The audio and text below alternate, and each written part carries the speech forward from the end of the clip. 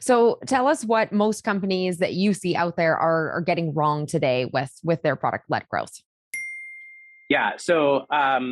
Yeah, I've got a few. I've got a few here. So I think the biggest one with product led growth, and again, like you have to imagine, like, it's a go to market strategy where there's no human at the front, right? So the idea, so like design becomes way more important, and so not prioritizing the user experience is a death knell in a sense. The product, you have to show, don't tell. In this case, I'm sorry. Yeah, show, don't tell. Yeah, you got to demonstrate the value of the product, and being intentional about the design so that the value of the product comes alive for the customer is very key. The viral aspect of it is often missed, and it becomes sort of an afterthought. So again, it's about these feedback loops in the product. Show, don't tell should be the central principle in designing the business and the product. It's hard to talk about viral without talking about value. The value of your product has to have a viral element that wants to pull other people into it, and we can get a little bit more into that later down the road. The other thing is not understanding the job to be done. And it was so awesome that I saw, like, you had an episode on jobs to be done. This is really central.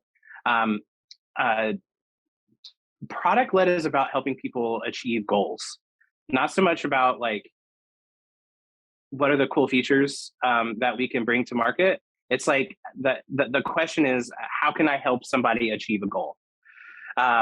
And oftentimes what's driving conversions in the product led is not a function of,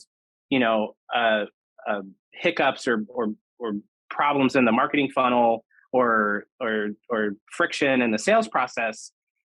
It's that we're not understanding, it's like those things are operating outside of the context in which our customers are operating. Does that make sense? Mm-hmm. Like we're trying to bring things that don't really align with what they're trying to achieve. So the job to be done is huge. And then the other piece is not understanding the engagement of core product action. So as we mentioned before in my bio, like I'm a coach.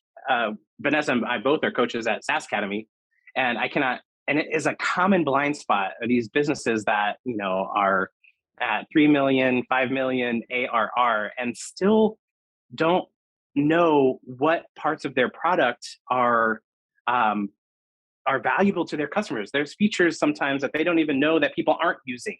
And so it becomes cruft in the user experience. And so it becomes a real blocker to scale when you can't tell the story about like why certain aspects of your product matter. And so knowing what those key workflows and tasks are really key. Very cool.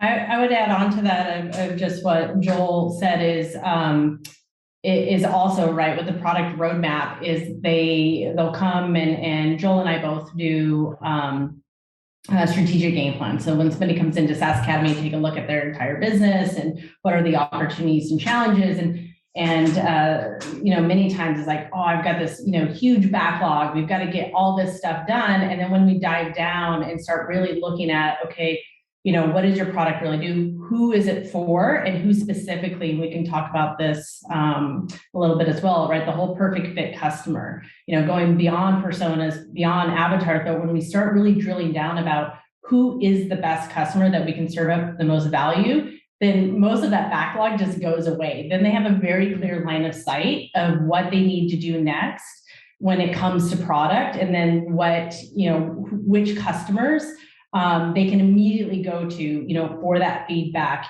for that referral, like starting to, they get unstuck. It's a pretty big revelation. It always goes back to that perfect fit customer, which I think we can't drill that down enough, and we'll talk about it more throughout our call. But that roadmap too gets unblocked once you have those conversations.